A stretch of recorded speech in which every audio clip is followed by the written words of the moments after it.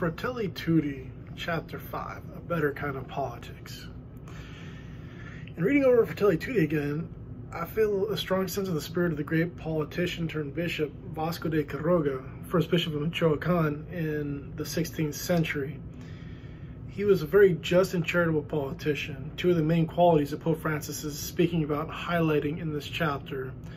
Quiroga was sent to Mexico to head the second audiencia of New Spain, with New Spain being Mexico, which was more or less a judicial body that was to oversee the government of this new Spanish kingdom. He proved to be such a just and charitable person and really a very capable leader, even though he was not even a priest or religious. He ended up being chosen to become bishop. This is a secular politician in his 50s. He was rapidly put through all of the orders and then consecrated a bishop by that other great bishop of New Spain, Fray Juan de Zumarraga, who is the same who received from the lips of Saint Juan Diego the miraculous request of the Virgin of Guadalupe to build her chapel. Well, from there, Bishop Quiroga began to create what are called his Hospitales de Santa Fe, or hospitals of the Holy Faith. These are hospitals in a very antiquated sense of holistic communities of family, work, education, healthcare, and they were actually based on St. Thomas More's Utopia, which was one of the bishop's favorite books, and he actually happened to be a contemporary of St. Thomas More, right? Now,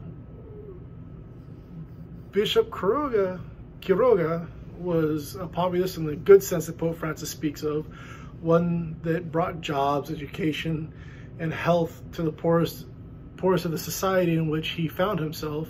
And these hospitals were extremely successful and became centers of jealousy for other local politicians who wanted the fruits that these small communities were generating. But as we see, and Pope Francis tells us, populism can degenerate and become an unhealthy populism when individuals are able to exploit politically a people's culture under whatever ideological banner for their own personal advantage or continuing grip on power, or when, at other times, they seek popularity by appealing to the basest and most selfish inclinations of certain sectors of the population. This becomes all the more serious when, whether in cruder or more subtle forms, it leads to the usurpation of institutions and laws. Pope Francis continues in paragraph 178, in the face of many petty forms of politics focused on immediate interests, I would repeat that true statescraft is manifest when in difficult times we uphold high principles and think of the long-term common good. Political powers do not find it easy to assume this duty in the work of nation building, much less in forging a common project for the human family, now and in the future. Thinking of those who will come after us does not serve electoral purposes, yet it is what authentic justice demands.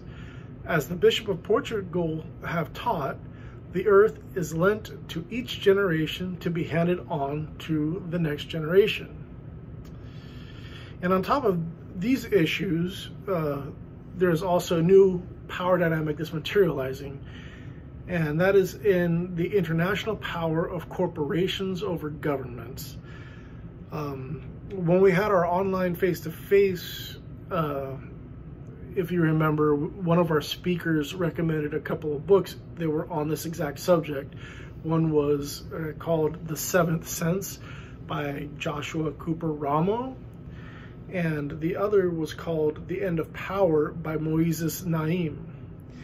And in these, they show how the corporations, with their freedom to globetrot, can now play on one country off of the other to get tax breaks or control laws and regulations. And we saw that with Facebook versus Australia. You know, whenever Australia put in some certain regulations, and then Facebook fought back against Australia, and within days, Australia was back at the table, giving Facebook what they wanted. And then there are movements in the United States, such as that in Nevada, where corporations are discerning the idea of creating cities which they autonomously govern, which is like a pretty scary idea. So when Pope Francis says in paragraph 172, the 21st century is witnessing a weakening of the power of nation states, chiefly because the economic and financial sectors, being transnational, tend to prevail over the political. Given this situation, it is essential to devise stronger and more efficiently organized international institutions with functionaries who are appointed fairly by agreement among national governments and empowered to impose sanctions. And also, when Pope Francis tells us that we need international watchdogs with teeth, he is speaking to a real need. Paragraph 177, we cannot expect economics to do this, nor can we allow economics to take over the real power of the state. Justice is the foundation of charity. Without justice, charity really cannot exist. Justice and charity are tangible realities and not relative abstractions. And politics is one of the greatest forms of charity man can perform. This requires proper formation in Catholic social doctrine, philosophy, and whichever subject that pertains to one's specific area of political practice.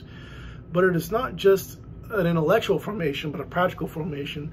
We must practice this through instilling these virtues in our families, through mutual education of spouses, through wholesome and holistic education of our children, and practice in our friendly relationships and in our work relationships. These two aspects of formation are what help us to bring good politics to our communities, to our state, to our nation, and to our international community. Pope Francis tells us in paragraph 181, every commitment inspired by the Church's social doctrine is derived from charity, which, according to the teaching of Jesus, is the synthesis of the entire law. This means acknowledging that love overflowing with small gestures of mutual care is also civic and political, and it makes itself felt in every action that seeks to build a better world. For this reason, charity finds expression not only in close and intimate relationships, but also in macro relationships, social, economic, and political. Nonetheless, there are attempts nowadays to reduce persons to isolated individuals easily manipulated by power, pursuing spurious interests.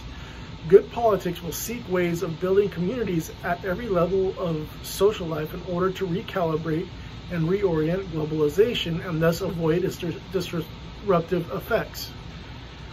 Charity is at the heart of every healthy and open society, yet today it is easily dismissed as irrelevant for interpreting and giving direction to moral responsibility. Charity, when accompanied by a commitment to the truth, is much more than personal feelings, and consequently need not fall prey to contingent subjective emotions and opinions. Indeed, its close relation to truth fosters its universality and preserves it from being confined to a narrow field devoid of relationships. Otherwise, it would be excluded from the plans and processes of promoting human development of universal range in dialogue between knowledge and praxis. Without truth, emotion lacks relational and social content. Charity's openness to truth thus protects it from a fideism that deprives it of its human and universal breadth.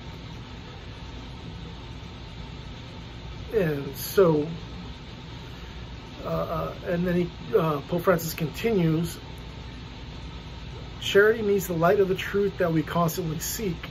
That light is both the light of reason and the light of faith, and does not admit any form of relativism.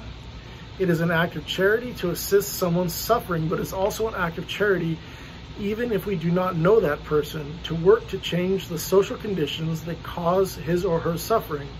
If someone helps an elderly person cross a river, that is a fine act of charity. The politician, on the other hand, builds a bridge, and that too is an act of charity.